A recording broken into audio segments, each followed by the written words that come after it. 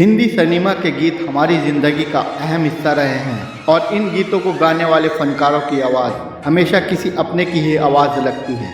मोहम्मद रफ़ी, किशोर कुमार, मुकेश, लता मंगेशकर, गीता दत्त, महेंद्र कपूर, मन्ना day, Jagjit Singh और ऐसे कई नाम हैं जिन्होंने कई दफ़ा हमारे एहसासों को आवाज़ दी। ऐसी ही एक आवाज़ जो शोले की तरह लपक कर दिल पर चस्पा होती थी, वो जसपाल सिंह जी की आवाज़ थी। अमृतसर के एक बड़े परिवार में पैदा हुए जसपाल सिंह जी को शुरू से ही मौसीकी में दिलचस्पी थी, लेकिन पेशे के तौर पर ये वकालत अपनाएं ऐसा घरवाले चाहते थे। लेकिन इन्हें तो बम्बई जाना था, जहाँ इनकी बहन रहती थी और जहाँ ये एक पेशेवर गायक बन सकते थे। चाहत और शिद्दत ने मिलकर इन्हें वहाँ पहुँचा भी दिया और बाकी का रास्ता इनके बहनोई जसवीर सिंह खुराना ने तय करवा दिया। जब उन्होंने जसपाल सिंह जी को संगीतकार उषा खन्ना से मिलवाया, उषा खन्ना ने उन्हें 1968 में आई फिल्म बंदिश में मौका दिया, लेकिन उनके गाए गीत चल न सके। वापस अमृतसर आना पड़ा, लेकिन कुछ ही दिनों बाद जसपाल जी फिर से माया नगरी पहुंचे और एक बार फिर उषा खन्ना ने ही उन्हें फिल्म अनजान है कोई में गाने का मौका दिया।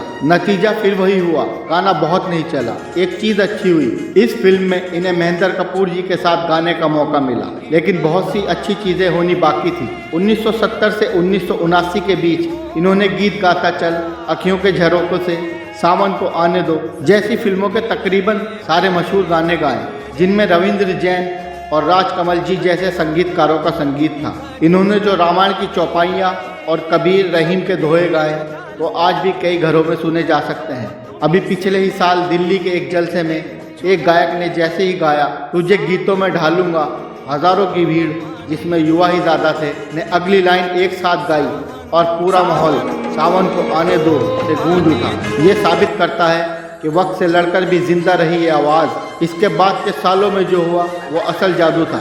1982 में राजश्री प्रोडक्शन की नदिया के पार आई, जिसमें चंदन और गुंजा के ऊपर एक गीत फिल्माया गया। वो आज भी रुमानियत और सादगी की एक मिसाल है। गाना था कौन दिशा में लेके चला रे खिवैया और दूसरे गीतों ने जसपाल सिंह को हर घर तक पहुंचा दिया। सब कुछ एक ख्वाब जैसा चल रहा था और इस कदर मशहूर होने के बाद उम्मीदें बहुत कम थी, लेकिन एक शानदार गायक की सारी खूबियों से भरी इस आवाज़ को सचिन पिलगांवकर की आवाज़ मान लिया गया और काम मिलना कम होता चला गया, क्योंकि इत्तफाकन इनके सारे मशहूर गीतों के नायक, अदाकार, हीरो सचिन ही थे और एक वजह थी उर्दू शायरी को सिनेमा में तहरीर मिलना।